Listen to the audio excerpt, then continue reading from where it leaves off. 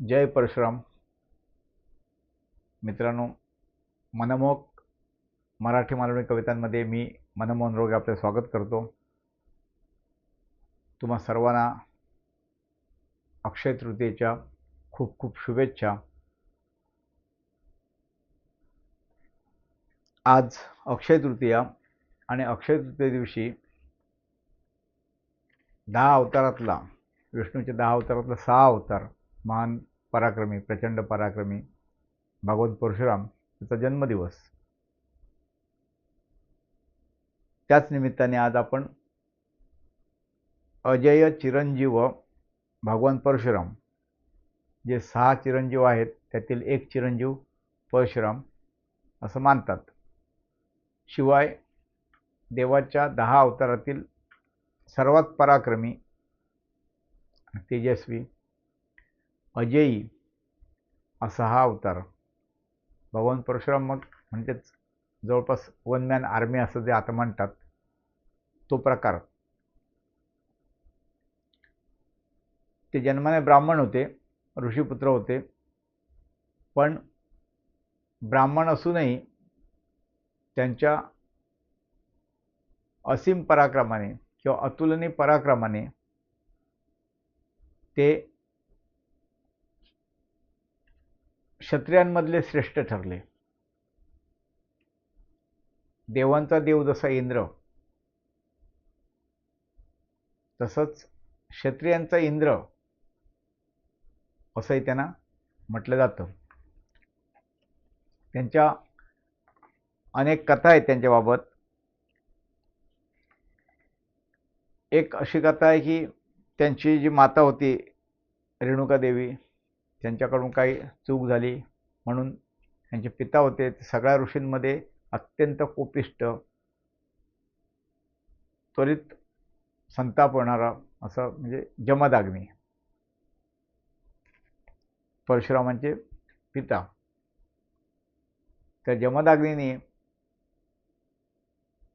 आपल्या प्रत्येक पुत्राला म्हणजे एक पुत्राला सांगितलं की आईचा तुमच्या शिरच्छेद करा म्हणून. तर कोणीही पुत्र धजावला नाही. आईचा शिरच्छेद कसा करणार, केला नाही. आणि शेवटी त्याने परशुरामाला सांगितलं हिचा शिरच्छेद कर.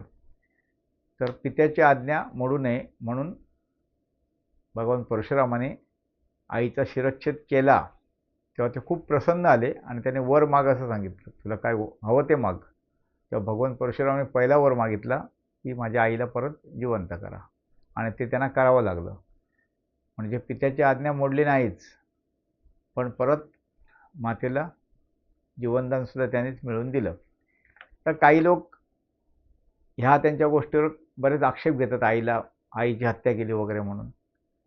पण तेव्हाच्या रूढीप्रमाणे, प्रथेप्रमाणे ते योग्यही असेल. काही हजार वर्ष झालीत तेव्हा कशा रीत असतील, कशी परंपरा असेल आणि काही परिस्थिती असेल त्यानुरूप ते वर्तन असणार. अर्थातच ते चुकीचं असू शकणार नाही कदाचित. तसंच एक त्यांच्याबद्दल आणखी कथा सांगितली आहे. ते जेव्हा गणपती जन्म आला, पार्वतीने आपल्या विद्येने गणपतीची जेव्हा निर्मिती केली आणि त्याला प्रवेशद्वारावर ठेवलं आणि आत कोणाला सोडू नको म्हणून सांगितलं असं सांगतात, तेव्हा परशुराम भेटायला तिथे आले होते शंकरांना. आणि बालगणपती ते उभा होता.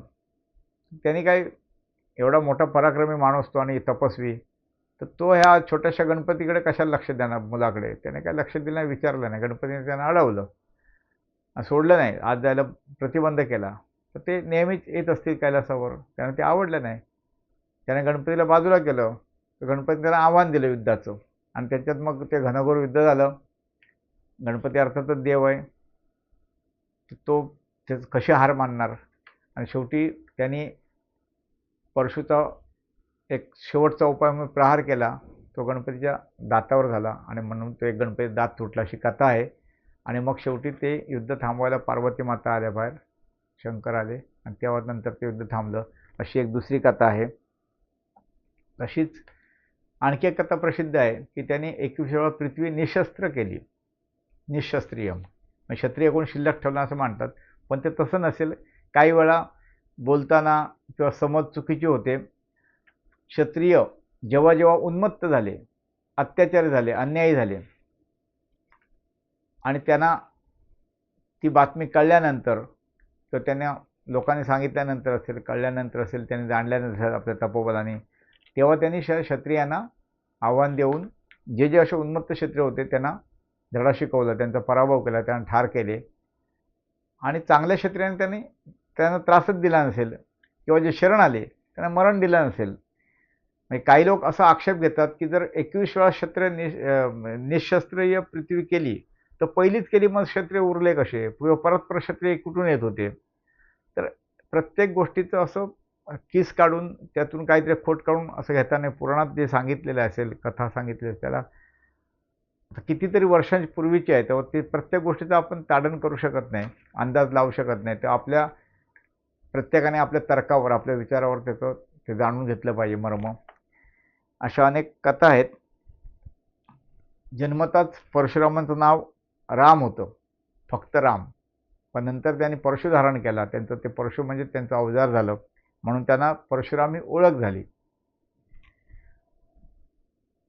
हल्लीच जे दाजी पणशीकर, मला वाटतं 5-6 महिन्यापूर्वी वारले, ते काही वर्षापूर्वी सामन्याला लेख लिहायचो, त्यात मी तो त्यांचा लेख वाचल्यावर मला आठवण आहे. म्हणजे श्रीराम जेव्हा आपले विवाह करून 4ही भावंड ते येत असतात, तेव्हा विश्वामित्र वगैरे बरोबर असतात, दशरथ राजा वगैरे सगळे असतात, आणि तेव्हा अचानक त्यांनी लिहिल्या त्या लेखातलं सांगतोय मी, दाजी पणशीकरांच्या. अचानक त्या येत असताना ते रथातून खूप भयानक वारा सुटतो, पशु, स्वापद, पक्षी सगळे दुसऱ्या बाजूला उलट पळत असतात, झाडंसुद्धा अक्षरशः अशी नम्रतेने वाकलेली असतात. तेव्हा विश्वामित्र ध्यानाने बघतात आणि ध्यानातून सांगतात ते की पूजेची तयारी करा आणि फुलं जमवा. म्हणजे परशुराम किती पराक्रमी आणि त्यांचं थाट किती असेल, किंवा त्यांचं एक भीती किती असेल, आदर त्यांच्याविषयी कसं वाटत होता, ते म्हणजे प्रचंड होते त्यांचा देह, आणि ते खूप लांब पावलं टाकायचे, सर्वसामान्य माणूस चालू शकत नाही. त्यांना जेव्हा कळलं होतं की भगवान शंकरांचा तो धनुष्य श्रीरामाने तोडला, त्याचा त्यांना राग आला होता प्रचंड, आणि म्हणून ते रागारागाने त्या दिशेला येत होते. ते रागाने चालत असल्यामुळे अक्षरशः जमीन हादरत होती, आणि स्वापदसुद्धा घाबरली होती. आणि मग ते आल्यानंतर हे सामोरे गेले विश्वामित्र, नमस्कार केला, आणि मग प्रभू राम, लक्ष्मण, दशरथाच्या सगळ्यांनी त्यांच्या चरणावर फुलं वाहिली, तरी ते शांत झाले नव्हते. मग त्यांनी विचारलं यातला राम कोण आहे. तेव्हा राम सामोरे गेले, प्रभू राम, आणि त्यांनी सांगितलं मी आहे. तेव्हा त्यांना त्यात म्हणजे विष्णू दिसला, म्हणजे देवाचा अवतार दिसला, त्याने जाणलं, आणि त्यांनी आपल्या आध्यात्मिक बळाने हेही जाणलं की हा 7वा अवतार आहे, आता आपला अवतार काय संपलं, आपल्याला आता निवृत्ती घेतली पाहिजे. आणि मग ते तपश्चर्येला निघून गेले, अशी ती कथा आहे. ही योगायोगाने परशुरामांची कविता आहे म्हणून सांगतो. आता मला एक आलेला अनुभव सांगतो. आतापर्यंत संतवंदन आणि संत दर्शन ह्या 7 संतांवर मी संतांच्याच जीवनावर अभंग लिहिलेले आहेत. ते दोन्ही उपक्रम इथे झालेले आहेत. त्याशिवाय तुकाराम महाराजांवर आणखीन अभंग लिहिला आहे, तुकडोजी महाराजांवर लिहिला आहे, महर्षी नारदांवर लिहिला आहे, त्यानंतर चांगदेव महाराजांवर लिहिला आहे, आणि काही असतील अभंग वगैरे. हे भगवान परशुरामावरून एखादा अभंग लिहावा असं मला खूप वाटत होतं, आणि खरं सांगतो मी खूप वेळा प्रयत्न केला, थोडा अभंग लिहिलासुद्धा, पण तो मला पटला नाही, रुचला नाही, म्हणून तो मी तसा ठेवला नाही, आणि मग तो नाद मी सोडून दिला. आणि इकडे ठाण्यातच डॉक्टर परांजपे म्हणून आयुर्वेदिक डॉक्टर आहेत, घंटाळी रोड, तिथे त्या घंटाळी देवीचं मंदिर आहे. तिकडे मी आणि माझी पत्नी आम्ही दोघं गेलो होतो. थोडं लवकर गेलो आणि घंटाळी देवीचं दर्शन घेतलं, आणि त्या दिवशी नेमकी अक्षय तृतीया होती आणि परशुराम जयंती होती, गेल्याच वर्षी म्हणजे आजच्याच दिवशी. तिथून मागे वळलो मी फक्त, तर तिथे थोडंसं असं हे बनवलं होतं मंदिरासारखं, आणि तिथे परशुरामाची भली मोठी अशी तसबीर ठेवली होती, फोटो. आणि मला ते बघून थोडं वेगळंच फिलिंग झालं, वेगळं वाटायला लागलं काही. आणि तिथे मी पूजा करून नमस्कार करताना ह्या कवितेचे दोन कडवे आहेत पहिले सुरुवातीचे, ते मला तिथेच मला स्फुरले, म्हणजे कसे ते माहिती नाही, मग झाले. आणि मग मी तिथून बाहेर आलो देवळाच्या, तिथे खुर्च्या ठेवलेल्या असतात, तिकडे मी मोबाईलवर हे कडवे दोन लिहिले, आता जे वाचणार आहे ते. आणि मग त्याच्या पुढची कविता जे डॉक्टर परांजपे आहेत त्यांच्याकडे खूप वेळ लागतो, तर तिथे मी काही 2-3 कडवे लिहून मग घरी लिहिले. तर जो 4-6 वेळा प्रयत्न करून मला अभंग जमला नाही परशुरामावर लिहायला, तो मला त्यांच्याच दर्शनाने तिथेच माझ्या ह्या कवितेची सुरुवात झाली आणि नंतर तो त्या रात्री किंवा दुसऱ्या दिवशी सकाळपर्यंत तो पूर्ण झाला. तर असा मला हा अनुभव आला. आता आपण कवितेकडे वळूया. अजेय चिरंजीव भगवान परशुराम, दशावतारातील अवतार 6वा महाधुरंधर भगवान परशुरामांचा. दशावतारातील अवतार 6वा महाधुरंधर भगवान परशुरामांचा वैशाख शुक्ल तृतीया शुभदिनी ब्राह्मण कुळी जन्मे इंद्रक्षत्रियांचा. दशावतारातील अवतार 6वा महाधुरंधर भगवान परशुरामांचा वैशाख शुक्ल तृतीया शुभदिनी ब्राह्मण कुळी जन्मे इंद्र क्षत्रियांचा. पराक्रमी इतुका न झाला दुजा, पराक्रमी इतुका न झाला दुजा, पुत्र रेणुका ऋषी जमदाग्नीचा. निशस्त्र पृथ्वी केली कैकदा, निशस्त्र पृथ्वी केली कैकदा, एकटाच लढे असा धाकत त्यांचा. वेद अस्त्र शास्त्र शस्त्र नीतीत, वेद अस्त्र शस्त्र शास्त्र नीतीत पांडित्य असे दातृत्वही कमालीचे. वेद अस्त्र शस्त्र शास्त्र नीतीत पांडित्य तसे दातृत्वही कमालीचे. पृथ्वी जिंकून दिली दान विप्राला, कोकण निर्माणाचे श्रेय परशुरामांचे. सगळी पृथ्वी जिंकल्यानंतर त्यांनी त्यांचे जे दुसरे गुरु होते कश्यप मुनी वाटतं, त्यांना ती पृथ्वी त्यांनी दान दिली. आणि मग दान दिल्या पृथ्वीवर ते कसे राहणार, म्हणून त्यांनी हे कोकण प्रांत जो आहे तो त्यांनी निर्माण केला. म्हणजे कोकणाचे निर्माते परशुराम देव आहेत, भगवान परशुराम आहेत. वेद अस्त्र शास्त्र नीतीत पांडित्य तसे दातृत्व ही कमालीचे. पृथ्वी जिंकून दिली दान विप्राला, कोकण निर्माणाचे श्रेय परशुरामांचे. सप्त चिरंजीवातील ते एक, सप्त चिरंजीवातील एक ते शिष्य ऋषी विश्वामित्रांचे. सप्त चिरंजीवातील एक ते